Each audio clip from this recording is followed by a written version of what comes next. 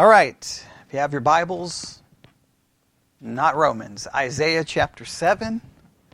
Isaiah chapter 7.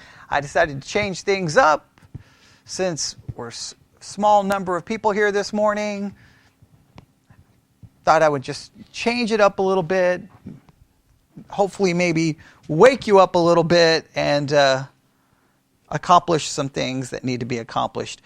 For the Bible study exercise, I introduced it yesterday that we will be in Isaiah 7 all this week. The curriculum wants us in Isaiah 7 verse 14 and Matthew 1, 18 and following, and they want the focus to be on Matthew 1, 18 through following. But of course, I said no, we'll focus on Isaiah 7.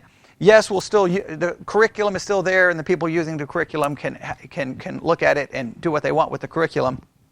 But the reason I wanted to focus on Isaiah 7, as I said yesterday in the introduction, was that I believe Isaiah 7 raises lots of hermeneutical issues that are important to be reminded of, for us to just think about, and because Isaiah 7, so many times people take obviously a certain verse from that, especially this time of season, this being the first Sunday of Advent, leading all through Advent up to Christmas.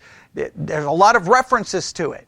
But even though there's a lot of references to it, there's a lot of ignoring the historical context, the historical setting, and just it raises questions and how to handle many of the prophecies found in books like Isaiah or any of the major prophets or any of the minor prophets. There's a lot of issues that come up. So we're just going to start. We're going to do this as a Bible study exercise. So that means your participation is absolutely, you've got to participate. So if you have a Bible dictionary, you'll definitely want that.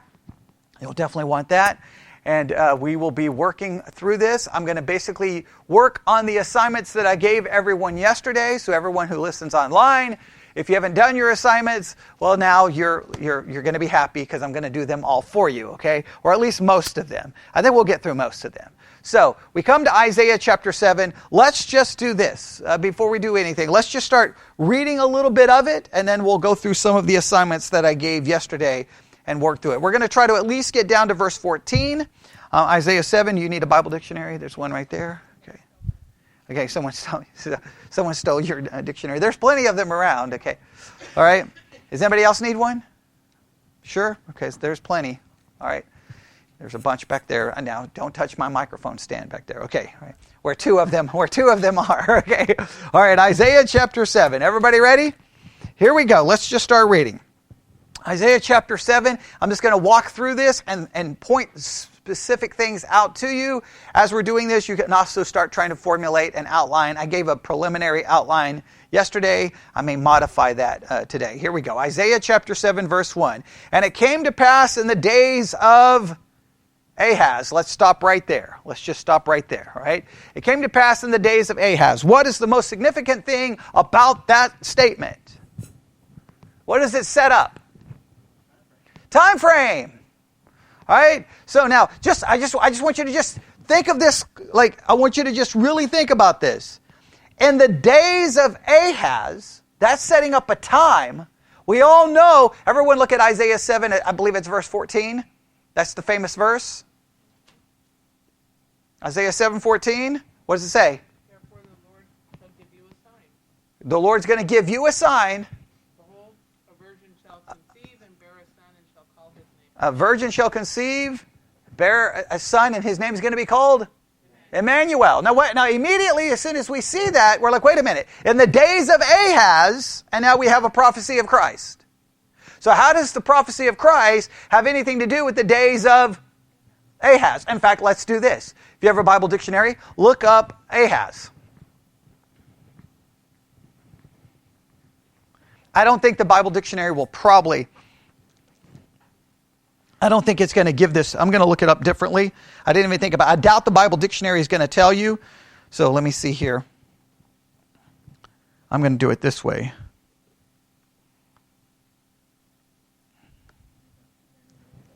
Okay, name of two men. Find the right one. Okay, all right. Okay, does anyone know the year? I believe this is the right one. Okay, does anybody know the years that he reigned as king? Okay, now you're going to see some variations somewhere between I'm going to say between 730 and 716 BC. That was when he reigned as king. Somewhere between 730 and 716 BC. All right? Now, I want you to think about that. That's BC, all right? Yes? So that means that has to be at least at a minimum, right? A minimum of 700 years plus before Christ is going to come on the scene. So immediately you have to ask yourself, okay, wait a minute. In the days of Ahaz, that's when this prophecy is made, in the days of Ahaz. What does it have to do with the days of Ahaz? What does this historical setting have to do with a prophecy about Christ's birth?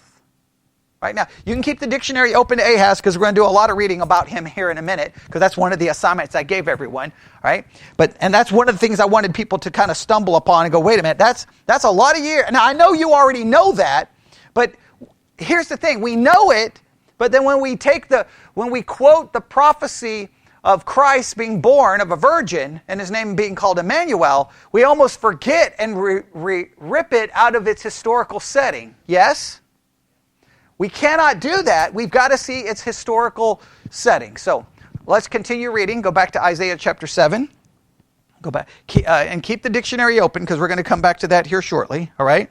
And it came to pass in the days of Ahaz, the son of Jotham, the son of Uzziah, king of Judah, that Rezin, the king of Syria, and Pekah, the son of Remaliah, king of Israel, went up towards Jerusalem to war against it, but could not prevail against it. All right, so we have a date. We have a time stamp, right? We have a time setting for this prophecy, and it's the days of Ahaz. Everyone agree? What else do we have? Not only do we have kind of a time established, what else do we have? We have the circumstances. And somehow this prophecy happens in the middle of what kind of situation? What's the circumstance? War. War. In the middle of war, conflict, military conflict, yes? All right. And it was told the house of David, saying, Syria is confederate with Ephraim, and his heart was moved, and the heart of his people, as the trees of the wood are moved with the wind. All right, what do we have in verse 2? It still goes along with the war situation, but what is happening in the midst of this war scenario?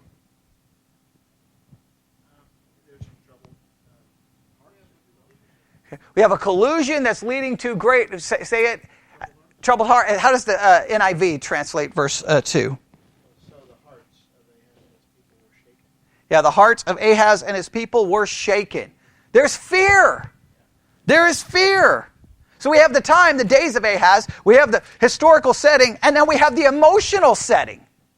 Right? We have an emotional setting. The emotional setting, there is fear. There is concern. Now, that fear and concern is established to the days of Ahaz because of war. So far, so good? Now, what happens in verse 3? Then said the Lord unto Isaiah, Go forth now to meet Ahaz. So now, in the midst of this, God sends Isaiah the prophet to Ahaz. Now, at first you may say, well, that makes perfect sense, correct? Ahaz is what?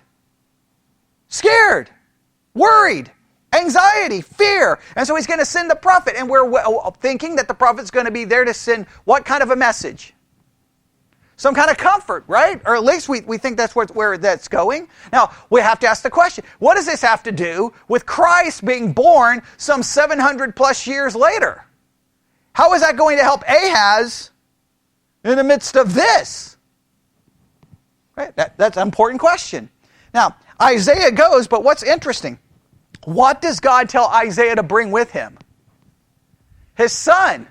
Right? Everybody see his wonderful name? I don't know why nobody here named their kid this. All right? So what is he? Then the Lord said unto Isaiah, Go forth now, meet Ahaz, and bring Shear-Jashub, thy son, at the end of the conduit of the upper pool in the highway of the fuller's field. Shear-Jashub. What a name, right? Okay, instead of Lincoln or Levi, we could have had that. That would have been far more interesting. Far more interesting. Shub. Hey, come here, Shub. Okay, right. All right, but that's his name. Now, we have to, any good Bible student would ask what question? Okay, okay, why first? Okay, Sarah jumped to where I'm going. But yeah, why does he got to bring his kid? Now, this is interesting. He's told to bring his kid, to bring his son. Well, not only is it interesting, just think of it this way.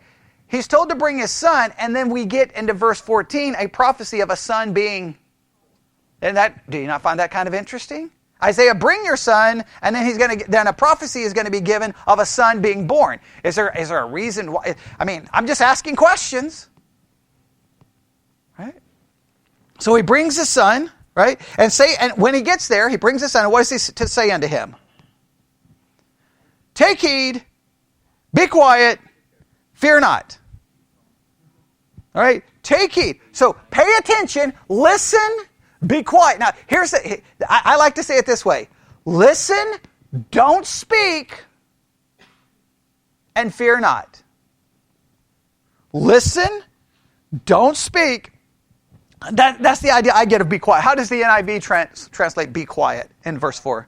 Be careful, keep calm, and don't be afraid. Okay, so be calm, all right? I like the idea of be quiet because sometimes when you're getting ready, because you know how it is when someone's really scared and really concerned, and you come to them and you're like, okay, I gotta give you some advice. So, you're like, can you stop talking so I can give you some advice, right? So, but it's the idea of calm down. Don't be afraid. Now, why should he not be afraid? Oh, and it goes on to say, neither be faint-hearted. That's also included. So we get a couple of things. Take heed, be quiet, fear not, do not be faint-hearted. For the two tells of those smoking firebrands, for the fierce anger of Rezin with Syria and the son of Remaliah, because Syria, Ephraim, and the son of Remaliah have taken evil counsel against thee, saying, let us go up against Judah and vex it. Let us make a breach therein for us, and set a king in the midst of it, even of the son of Tibal. Now, what I find interesting here, that doesn't sound comforting, does it? Hey, don't be afraid. This is what they told me. Okay, this is what they're saying. And you're like, well, wait a minute. You're saying that they're planning to work together to come basically replace me? They're coming to basically kill the king. They're basically coming to replace the king. That's not very comforting news, is it, right? Hey, I want you to be calm, but I need you to let you know what's going on. They're coming to kill you. Oh, thank you. I have nothing to be fearful of now. I feel much better. That doesn't sound like good news, does it? Now, here's the question. What does it have to do? What does the prophecy of Christ being born of a virgin have to do with a conspiracy to kill and replace the king? Would you not say that that's a reasonable question? It's a reasonable question, all right? So then what happens? Okay. Thus saith the Lord God, it shall not stand, neither shall it come to pass, for the head of Syria Damascus, and the head of Damascus Rezin, and within 65 years shall Ephraim be broken, that it be not a people. And the head of Ephraim is Samaria, and the head of Samaria is Remaliah's son. If you will not believe, surely you will not be established. Simply put, it's not going to happen. It's not going to happen. Don't worry about it. You just believe it's not going to happen. That's good news, right? Now, in some ways you think that should be the end of the story, right? Hey, don't fear. It's not going to happen. You're good to go. Calm down. It's all going to. But the story doesn't end there. And you got to be asking yourself at this point. And the reason, if we're reading this like we didn't know it, we would have maybe we would have one reaction. But we are all going in it knowing what's getting ready to happen. A prophecy is going to be made about Christ, and I'm still asking, what does this have to do with Ahaz, the time of Ahaz, a war, fear, and that these people who are joining together, they're not going to succeed? What does any of this have to do with Christ? And then we see what happens. Correct? What's the next thing? Moreover, the Lord spake again unto Ahaz, saying, Ask thee a sign of the Lord thy God. Ask it either in the depth or in the height above. Now, what's a good question we could ask here?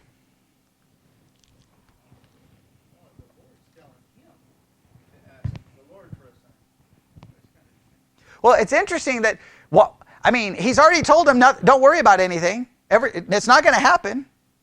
Not going to happen. So there's two ways of looking at this. We could look at it like, well, clearly he knows Ahaz is really scared, really worried, and that Ahaz doesn't really deep down believe this. So God is coming to offer him an opportunity. Hey, you're really worried about this? I'm here to help you out. You ask a sign, and I'm going to give you a sign. So is this God's attempt to comfort Ahaz? Well, the only issue with that is, doesn't God know the response that Ahaz is going to give before he asks the question? So why ask him for a sign when he knows how Ahaz is going to respond? So so then does that make sense that it's for comfort? Or does God know what Ahaz is going to do, and he's going to use Ahaz's action as the opportunity to do what God ultimately plans to do in the first place? He's gonna. Well, is he going to give him a sign? That's where we're going to have to. We're going to have to figure that out here in a minute. Okay. But how do you? I don't know. Do you view that this is a comforting thing that God's like, oh, Ahaz, I know you're scared. I know you're worried. Here, ask a sign, and I'm here to comfort you. The only way that makes sense is if God doesn't know what Ahaz is going to do, but God already knows what Ahaz is going to do. So why even bother asking? Why even bother doing this? It seems that God has a different purpose. Agreed? So we all know what happens. God says, hey, you can ask a sign. Does he give him a lot of freedom in the kind of sign he can ask? Ask thee a sign of the Lord thy God. Ask it either in the depth or in the height above. Basically, you can ask a sign that will appear where? Anywhere. And then what was the great response by Ahaz? I will not ask, neither will I tempt the Lord.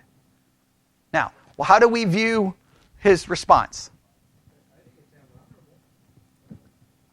It does sound honorable, but sometimes, I'm just going to throw this out there. Again, remember, historical narratives, what's always the problem with the historical narrative? They don't interpret it. There's no narrator coming on helping it. We just gives it. So then we're left to do a lot of speculating. We just got to acknowledge when it's speculating. There's two ways of understanding this, right? Ahaz is such an honorable, godly person that he would never ask the Lord for a sign because he doesn't want to tempt him and he's being very serious. Or he's using spirituality to cover that he has a plan and he wants to carry out his plan. He's not even waiting for God. Like he's like, oh, I can't do this because I'm so spiritual. Okay, guys, we got that plan ready? Everybody got the plan? All right, here we go. Right? He's got a plan. He's like, I'm not going to wait for God to take care of this situation. I got my own plan. And let's be honest, sometimes we cover up our sinful ideas and thoughts with very spiritual language. We use spirituality to cover up a lot of what we want to do. All right? Agreed? Okay. We can use spirit. We could go into a whole discussion there. That could turn into a sermon. Maybe at some point we'll make it a sermon, but not right now. Okay. So, and then what happens? Verse 13.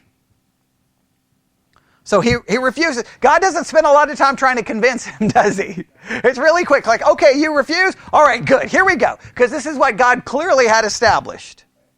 And he said, hear ye now, O house of David. How does the NIV have it? Hear now, you house of David. Now, interesting. Is he now addressing this directly to Ahaz, or is this going beyond Ahaz? Seems to be going way beyond. To the house of David.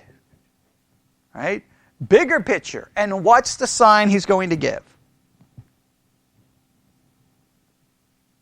Is it a small thing for you, or he goes on to say, is it a small thing for you to weary men, but will you weary my God also? Verse 14, therefore, the Lord himself shall give you a sign. Behold, a virgin shall conceive and bear a son, and shall call his name Emmanuel. The sign seems to go clearly it seems to go beyond Ahaz. Agreed? Goes to the house of David. So, there are a couple of ways of looking at this. Was there some part of this? Because some will argue that what's happening here is that this is a twofold prophecy. That a son would be born that would give them some idea that God was going to keep his promise for Ahaz and defeat their enemies. But there was a secondary promise that went further out. I have a hard time seeing that. To me, it just seems like he's like, okay, Ahaz, forget you, house of David, here is the sign. Now the question is, how does that sign have any relation at all to the historical setting and what's going on? We're going to have to figure that out. So here's what we're going to do quickly, all right? We're going to try to establish a basic understanding of the purpose and overview of the book of Isaiah itself. Right, because that's where the prophecy is found, correct? So, if you have a Bible dictionary, go ahead and look up the entry for Isaiah. Not the prophet, but for the book. What I'm going to do is I'm going to be using a different book. But I want you to be looking at your book at these same issues and see if they say something different or the same, and then we'll have the ability to compare and contrast. Because I don't have time. If I don't have time to go through this and the other one, or we'll never get done with this sermon. Does that make sense? So when I mention something, you just look down in your dictionary. If it says something similar or different, raise your hand and tell me, yes, it's the same, or whoa, there are completely different approaches to the book. Does that make sense? Everybody good? Okay, I'm assuming that was a yes. All right, here we go. All right. I'm using the Ultimate Bible Guide because it's just small and they summarize things very easily. So it's for time's sake, it makes it much quicker than going through the entire, say, Nelson's Illustrated Bible Dictionary. Isaiah, this is what they say, page 139. Isaiah, the 8th century BC Israelite prophet from Judah, has given his name to this book as its composer. His name means the Lord saves in Hebrew. All right, is that pretty similar to what you have in your dictionary? All right, it says that his name means Jehovah is salvation, or the Lord saves, okay. So Isaiah means the Lord saves. Now, immediately what could we ask? Saves in what way? Well, it could refer to being saved from some kind of judgment. And Ahaz's sake, he's being saved from what? Being replaced, killed, destroyed, right? And clearly salvation can refer to being saved from a temporal danger, or it can refer to an eternal salvation. So whenever it's talking about salvation in Isaiah, we would have to ask ourselves what salvation is being referred to. Agreed? Yes? Does it say that Isaiah was a prophet from Judah? Okay, it does? Okay, good. All right, good. All right, so everything's in agreement so far, all right? Okay, they've got a key text. I'm not going to do that. This is interesting. They say the key term in the book, I know your dictionary is going to be different, but that's okay. Key term, they say, is judgment. That's very important. Isaiah's vision of the heavenly throne compelled him to proclaim God's case against his people before their earthly throne in Jerusalem. Although divine judgment was inevitable, Isaiah offered hope, comfort, and a glorious future for God's kingdom. In other words, this is a prophet delivering what kind of message? A message of judgment to the people. Does the dictionary that you have agree with the basic premise? It has a message of judgment. There's also a message of salvation, obviously, but Isaiah in his ministries emphasized the spiritual and the social. He struck at the root of the nation's trouble in its apostasy and idolatry and sought to save Judah from its moral, political, and social corruption. all right. Clearly the people are sinful, and he's got a warning of judgment coming upon them. Right? And a hope of salvation. Okay. Now, again, we can ask ourselves this question: what does that have to do with a prophecy of Christ? Agreed? Right? That's the question we're going to have to ask. All right, here's what they say the purpose of the book is. All right? Actually, they have a one-sentence summary of the book. Everybody ready? Isaiah prophesied that because of continued idolatry, God would send Judah into Babylonian captivity, yet he would graciously restore them through the work of his servant, who would bear away their sins by his death, so that his kingdom would be unending in the new heavens and the new earth. Simply put, Isaiah prophesied that because of their idolatry, what would happen? Judah would go into Babylonian captivity, and there would be some restoration or some salvation. So Isaiah prophesied judgment and salvation.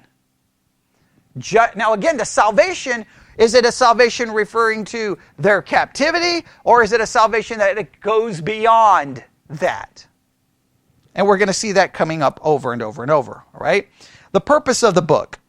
This book preserves the divinely inspired prophecies Isaiah made during his ministry of more than 40 years.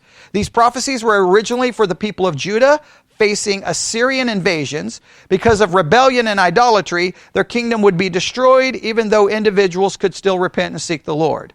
The last part of Isaiah, 40 through 66, was really addressed to later generations. On the one hand, it would comfort exiles returning to the land after Babylonian captivity, late 6th century. On the other hand, it speaks to every later generation of God's people who long for God's kingdom to be revealed in all its holiness and gloriness and righteousness. All right? Okay? It's a message of judgment. It's a message of salvation. Right? They go on a little bit more. The original audience were the people of Judah living during Isaiah's lifetime. The first hearers were people living in Judah near the end of the 700s BC. Okay, let's see, where else do we want here? Right? Anything on your dictionary that we think we need to have? Again, I'm doing this as a Bible study exercise. Anything that just jumps out you think is super important to understand the basic purpose, idea of the book?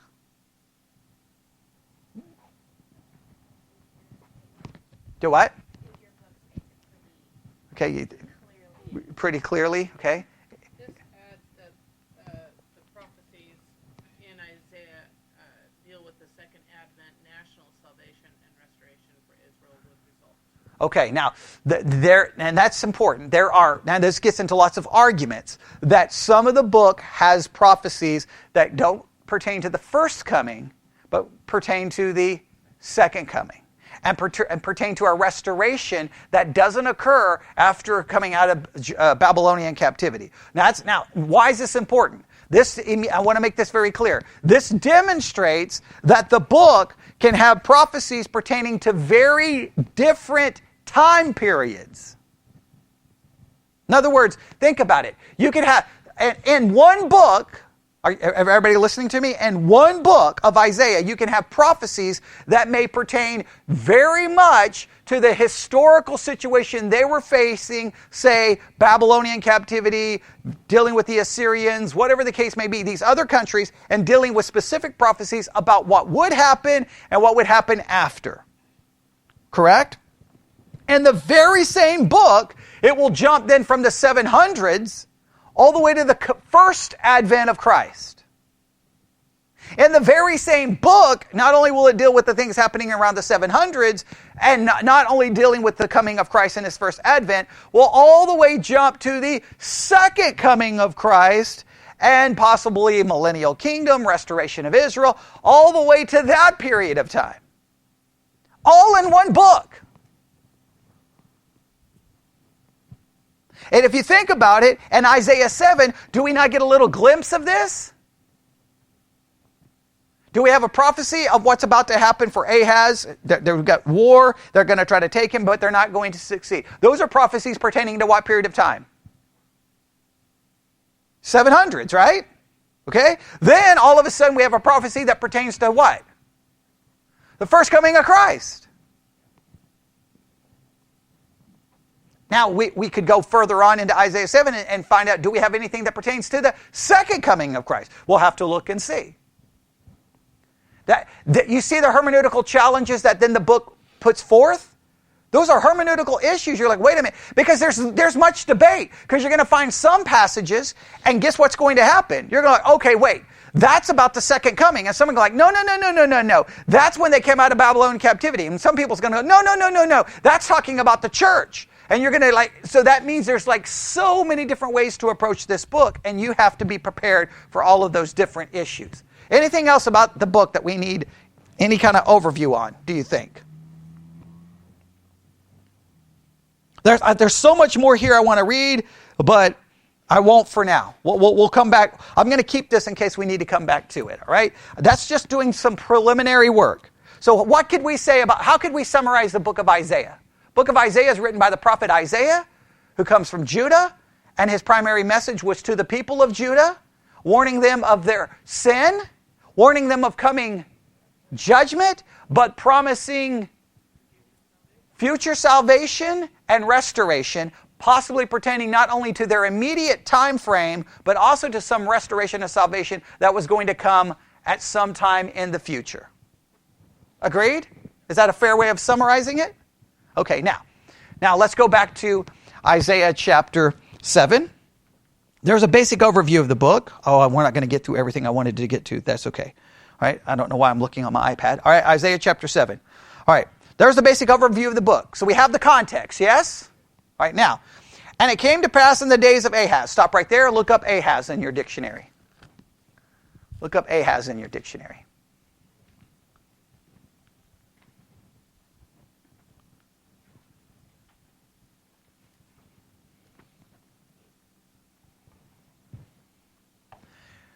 Look up the entry for Ahaz and just give me some someone throw out basic information about Ahaz that we need to know to kind of understand who he is, his character. We know when he reigns, right?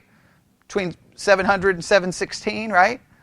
Okay, we had a basic time period of his reign. Or 730, I should say, 730 and 716. 700, 716. I'm counting time the wrong way. We're in BC, okay. He was an ungodly king. He was an ungodly king. This is very important. Remember when you first read Ahaz's refusal, you said that it thought that it was a good thing. But if he's a wicked king, was it a good thing, or was he just covering up his not wanting to take the sign because he had his own plan? This calls it into question. He was a wicked king. See why knowing the background is so important to interpreting the book? All right. He's a wicked king. He introduced worship to whom? Molech, right? Anything else about? Maybe he said no because he wanted to minimize his interaction with God. Or he already had his own plan. Yeah. Like he's like, do what? Abortion. Okay. Okay. Infant sacrifices. Yeah. Anything else about this wonderful king that we need to know? He closed the temple, removed the sacred stuff. In other words, his character calls into question his motives for denying the sign. Agreed? Yeah. So then you can ask yourself, why would God go to a wicked king and ask him for a sign and say, hey, I'm willing to give you a sign? Okay.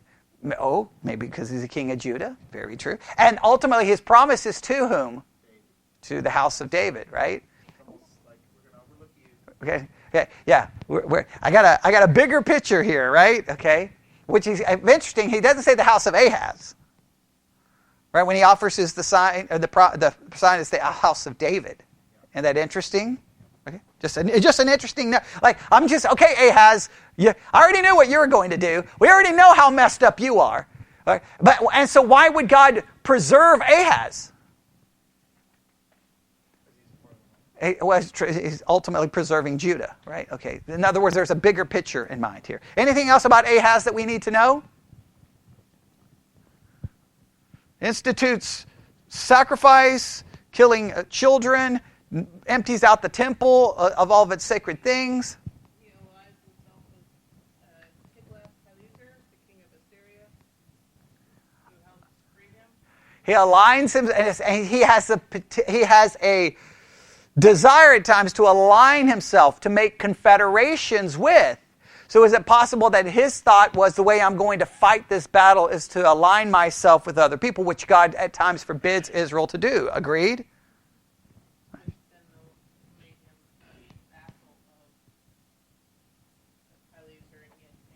Right, yeah. He becomes basically servant of these other kings instead of serving God.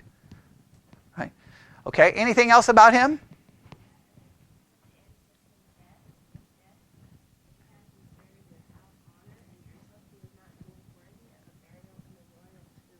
Okay, he was buried with, he wasn't even considered honorable to be buried. Like he's like, just throw his body in a pit somewhere, right? They're showing how wicked he was, which again is so critical to understanding when God says, I'll give you a sign, and he says no, there may be a tendency to go, well, look, I mean, he's being spiritual. He doesn't want to tempt God. It seems like he had his own plans in mind. I could be wrong, but I think that offers at least some support. All right, so there's Ahaz. All right, so we got the background of the book. We have Ahaz. Right now, Isaiah shows up, and Isaiah brings who along to the meeting with Ahaz? All right, his son, and his name of the son, Shear-Jashub. Right? Am I saying it right? I don't have it in front of me. All right, I don't have it in front. Look it up. Shear-Jashub. Yeah. Okay.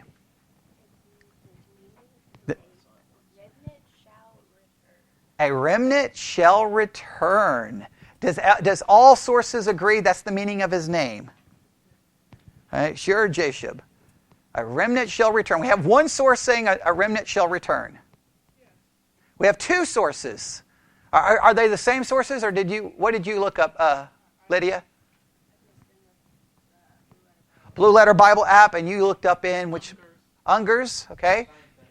And, okay, so now this is all, hey, stop, everyone stop in a moment of silence. We have agreement on something, okay? That's when Bible study, that's an amazing thing. You want to stop and give it a moment of silence. There's agreement, all right? That's awesome. Now apply this to the story.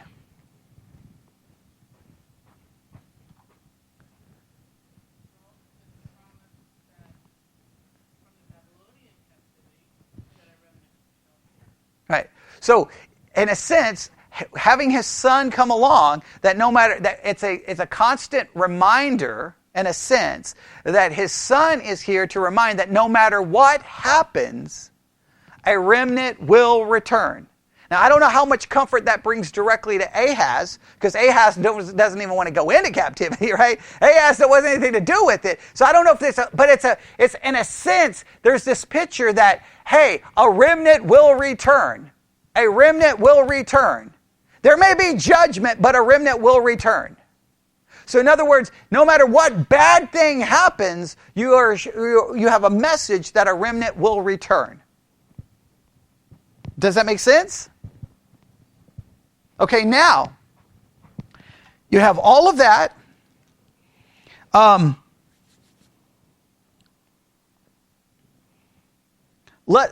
don't know if we can. We'll try this. This may be a bad idea. All right, we're at 12 o'clock. This may be a bad idea because I didn't think about doing this. I don't know if we'll be able to find an answer. If you have a study Bible, this is a great time to use one.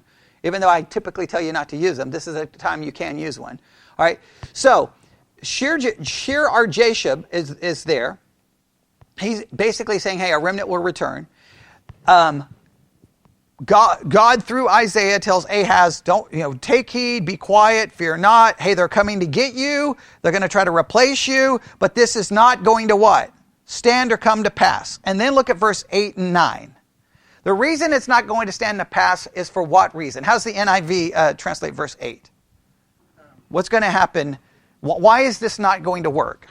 You know about Isaiah 7:8? Uh-huh. Yeah, for the head of Aram is Damascus, and the head of Damascus is only Rezin. Within 65 years, Ephraim will be too shattered to be a people. Okay, so Ephraim is going to be destroyed. Everybody see that? Right?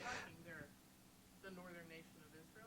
Okay, let's look up Ephraim real quick. Weren't they on the other side of the... Yeah, let's look it up. All right. I was going to look up all of these, but Ephraim is the main thing that we need to figure out. Okay, what does Ephraim refer to?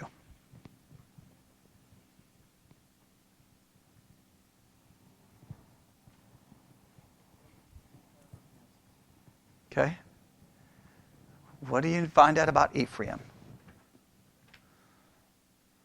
And see if you have anything in your entry about Ephraim that would refer to them being, well, basically broken and not a people. See what you find.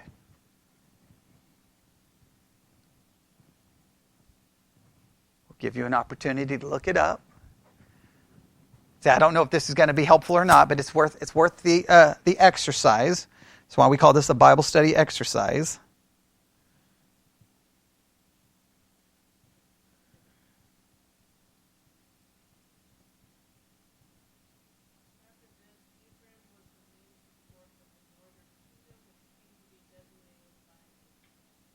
Okay, so the northern kingdom becomes known as Ephraim. Okay. All right. Do we have anything about their possible destruction? And they relate it back to Isaiah 7. Well, they were taken into captivity. 722 BC. Okay. And that they're taking into captivity, and that's referring to them as the northern kingdom, correct? Yep. Northern kingdom. And what happens to the northern kingdom when they go into captivity? According to this, it says this seems to be the end of the tribe of Ephraim. There we go. Okay. Would not forget them through the prophet Jeremiah. All right. So that these people were still Okay. your son. All right. Who was involved with an alliance with Syria. Yeah. Okay, there we go. So God,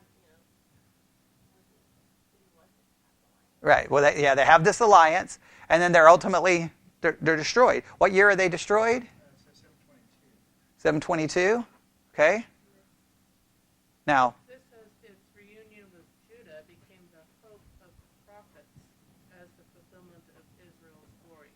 Isaiah 7:2, 11:13, Ezekiel 37. now this restoration of the two, we have to. What is that referring to? And well, we think that has to be. It's never happened. Agreed. So therefore, then it's either a spiritual restoration or it's one. So now here's the thing. When we go back to, and if you, in fact, let's do this really quick. Okay. I know I'm going to skip this for now. I will just say to the people doing the Bible study exercise, I would just have you look up commentaries and study Bibles, because it says that Ephraim is going to be broken apart in how many years?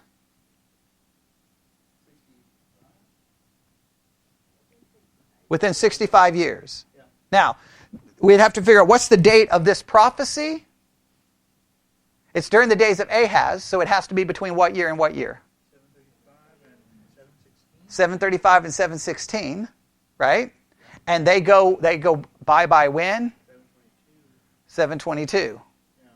So it's within 65, but it just seems like a wide number for it to happen, right? So, I mean, I don't know. We can look at that. You can look at a little bit more about this prophecy and see what commentaries have to say. I want to do more digging into it now, but I won't. So here's what we're going to do. All right, we're going to end with this. I want to go further into it, but that's great. I think I've taken care of all of the assignments that everyone had to do. Now let's go to verse 10. Thinking caps on. This is where it may get a little. This is where you may disagree with me, and that's okay. You have a right to be wrong. Okay, here we go. That's a joke. Isaiah 7:10. Moreover, the Lord spake unto Ahaz, saying, Ask thee a sign of the Lord thy God. Ask it either in depth or in height above. But Ahaz said, I will not ask, neither will I tempt the Lord. I'm going to argue that because of Ahaz's character, that's not him being super spiritual. I'm going to say he's covering his own plans with spirituality. And we've all done that. We can be actually being selfish. We can have our own plans, but we try to cover it in the most spiritual way possible. I've seen all kinds of crazy people will use God to justify anything. Agreed? All right. Then we have the prophecy. All right? Okay? You don't want it? Then to the house of David, what is the promise? Well, then what do we have happen in verse 13? What do we have happen in verse 13? How does the NIV translate verse 13, Stephen? Then Isaiah said, Hear now, the house of David, you house of David, is it not enough to try the patience of men? Will you try the patience of God also? All right, now, is that to Ahaz? Hey, you're trying my patience? Or is that to the entire house of David? To the whole house of David. How are they trying the patience? Their idolatry, yes? Okay? And so in the midst of their idolatry, in the midst of their unfaithfulness, in the midst of their ungodliness, in the midst of war and danger, then here comes the promise. And what is the promise?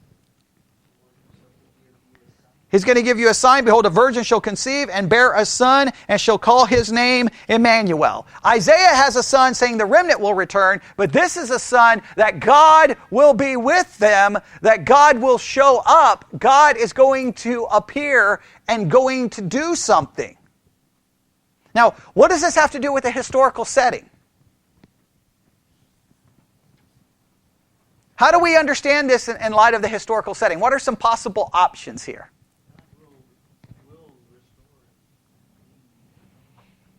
Okay. Well, let's look at it first in this context. What's going on here is the threat of a king being removed and killed, and war and conflict, right? But God is promising a son will show up. He's going to show up and bring salvation. He's going to bring restoration. Now, I want you to think about this. From a human perspective, this historical setting does serve as an interesting picture. What have human beings been trying to do since the fall?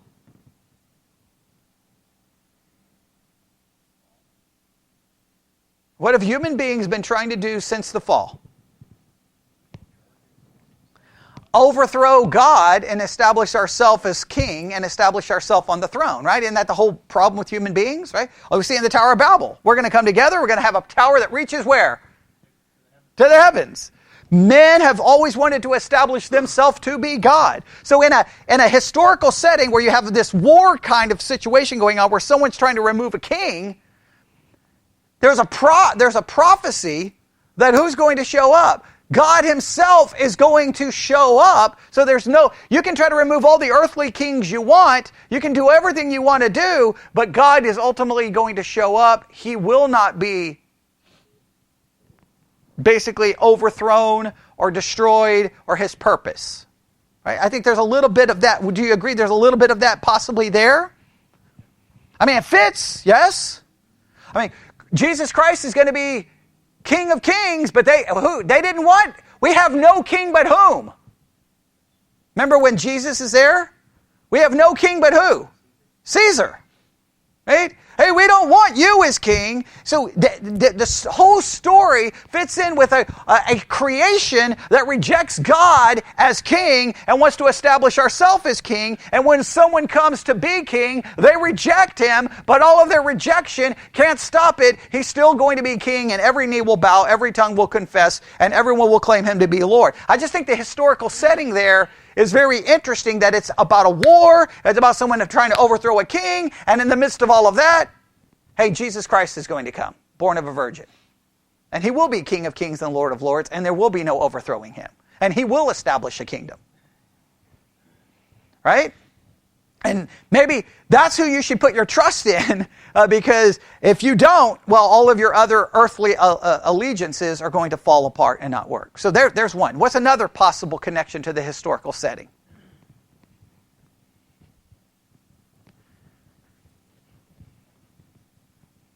What's another possible connection to the historical setting? When you're facing war, okay, and this is like a pretty popular passage, right? This is Isaiah 7, so we should know these things pretty good, right? We should know these things. So we have a historical setting here where you have people, you have war, right? And it's all contained within a book where there's words of judgment coming, right? Captivity coming, and in the midst of all of that, you have the promise of one who's going to be born of a virgin, whose name is Emmanuel, God with us. I cannot express this enough. What they needed, what the house of David needed, what the people of Judah needed, what everyone needed, wasn't a change and fix of government. It wasn't a change and fix of all of their problems. What they needed was salvation. Not just the restoration they needed was a salvation, not a restoration back to this or having this king or fixing this or having this allegiance. In other words, we have a tendency that when we are facing kinds of problems, what kind of salvation do we want? A temporal salvation, a temporal deliverance. God promises them what kind of a deliverance? A spiritual, eternal one. Now, clearly we believe in those promises. There's going to be land and all of those promises we still believe. But the point is, there's a tendency to look for, no, God saved me from my circumstance. God is not coming to save them from their circumstance. In fact, He places the whole hope of salvation where? 700 years after the fact. Our attitude would be what? Yeah, it doesn't give a time frame, but we know the time frame, right? But you'd be like, well, what's like? Do you see how frustrating that can be? Oh, there's our hope. Okay, all right. Let's say it's 720. It's 720 BC, right? You're like, okay, now it's 719. It's 718. It's 716. It's 700. Okay, you die. Okay, well, I never saw this happen yet. Your next generation comes. They make it through the 600s. They're dead. The 500s. They're dead. The 400s. They're dead. The 300s. They're dead. The 200s. The what? At some point, you're like, what's the point? The point was, it wasn't to save them from those circumstances. It was to bring an eternal salvation. That's why Jesus came, right? In other words, wasn't that the whole issue with Israel? What were they looking for? What was Israel looking for that created all the problems? A king to do what? To rid them of their circumstance. And they didn't understand that Jesus came to die to save them from their sin. The story here is the same story that every one of us have. We want God to deliver us from circumstances. We want God to make things better in the culture, to make our country better. We want a deliverance, of a temporal deliverance that fits our circumstances, when God, in many cases, promises a salvation that may have nothing to do with your temporal circumstance, but everything to do with your eternal one. Israel wanted a temporal deliverance. I think even Ahaz, he didn't want to wait for God to somehow possibly get rid of them in 65 years. Right? Isn't that what the promise was? In 65 years they'll be destroyed. Well, what is that? In Ahaz's mind, what is that? What is he thinking? I'll be dead by then. So sometimes what we want is we want a salvation that's like, right now, save me from my problem. And a lot of times Christianity sells it that way, right? Come to Christ and He will fix your marriage, your kids, your work. No, He promises an eternal salvation from sin. Does that make sense? I think that's the historical setting. The historical setting is a promise in the midst of a war to replace a king, which the world has been involved in since the fall. We all want God to go away, and we want to be God. Right? But God's going to send His Son, and guess what? You're not going to remove Him, and He's going to be King of Kings and Lord of Lords. God will restore to salvation. He will restore Israel, but it's going to be in His time and His way. Does that make sense? Right. Any other questions about what happens after verse 14? We'll end with this. What happens in the next two verses? More description of Christ, right? Or at least the prophecy. Okay, yeah, and what does it say about Him? He curves and funny, and when He knows enough to reject the wrong and choose the right. It's referring to His character. It is interesting about what does it mean about what He eats, which is really interesting. I don't know what in the world that necessarily could mean. Anything else about Him that's mentioned there? The boy knows enough to reject the wrong and choose the right. The land of the two kings you dread will be laid waste. Okay. So in other words, before the boy is grown, right, is grown up, the two lands are going to be what? Gone. What two lands is that referring to?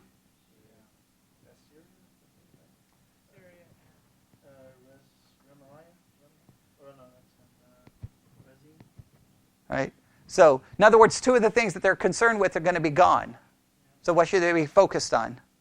the coming of the one who's going to be born of a virgin, but was not going to happen anytime soon. Right? All right. Okay. And then what happens after that? What the next section? What's the next section about?